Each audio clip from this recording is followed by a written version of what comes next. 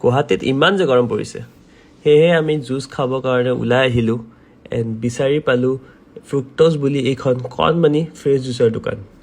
আৰু গৰমত জুচ খোৱা মজাই বেলেগ।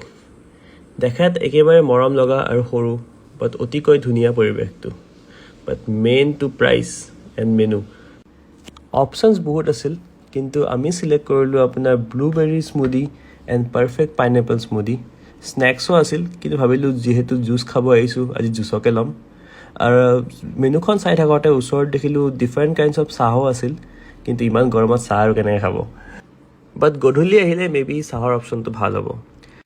ৰখি থাকোঁতে আহি পালে আমাৰ জুচ এণ্ড প্ৰেজেণ্টেশ্যনটো চিম্পল আছিল, বাট ধুনীয়া আছিল। এতিয়া আপোনাক দেখাই আছোঁ জুচকেইটা ওচৰৰ পৰা।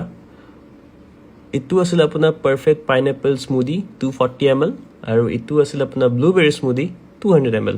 ব্লুবেৰী স্মুদিটো মিষ্টিকে চিলেক্ট কৰিছিল, আৰু তাই টেষ্ট কৰি ক'লে ভাল লাগিল বুলি, আৰু ফ্ৰেছ যে দেখিয়ে গম পায়।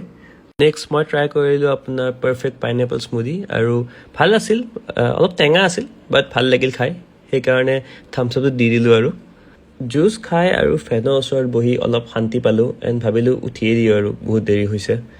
টোটেল বিল পৰিল আমাৰ 239, এণ্ড মই ৰিকমেণ্ড কৰিম আপোনালোকক আহিবৰ কাৰণে, এজ দামটো কম এণ্ড লোকেশ্যনটোও ভাল।